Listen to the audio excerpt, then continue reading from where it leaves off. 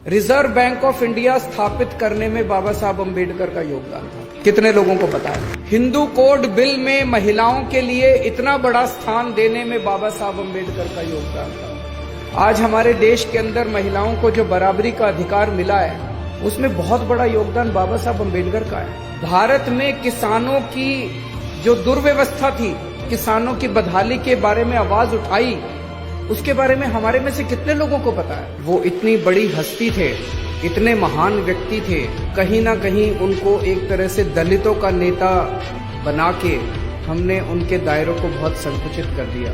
उन्होंने अपने जीवन में दलितों की तो आवाज उठाई ही उठाई।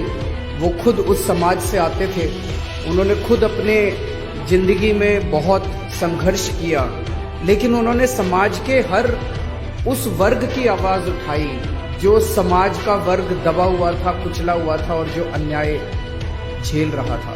उनके जीवन से सबसे बड़ा मैसेज ये है, एक गरीब परिवार में पैदा हुए, गांव में पैदा हुए, वहां पे उन्होंने बचपन में जिस तरह से छुआछूत झेला और जो गरीबी झेली, उस जगह से निकल के, और ऐसे समय में जबकि पढ़ना लिखना कितना मुश्किल होता था, उस समाज के लोगों को स्कूल में जाना कितना मुश्किल होता था। अच्छे अच्छे घरों के, अमीर घरों के बच्चे भी उतना नहीं पढ़ पाते थे।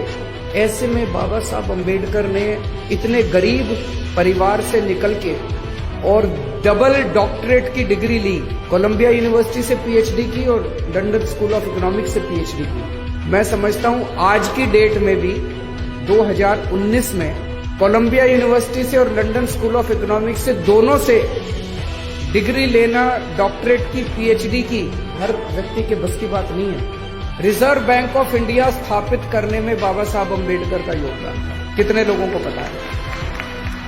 हिंदू कोड बिल में महिलाओं के लिए इतना बड़ा स्थान देने में बाबा साहब अम्बेडकर का योगदान था। आज हमारे देश के अंदर महिलाओं को जो बराबरी का अधिकार मिला है, उसमें बहुत बड़ा योगदान बाबा साहब अम्बेडकर का है। भारत में किसानों की जो दुर्व्यवस्था थी, किसानों के बारे में उन्होंने इतने कदम उठवाए और इतने उन्होंने किसानों की बदहाली के बारे में आवाज उठाई, उसके बारे में हमारे में से कितने लोगों को पता है? बाबा साहब अम्बेडकर ने ऐसा संविधान दिया है हमारे देश को।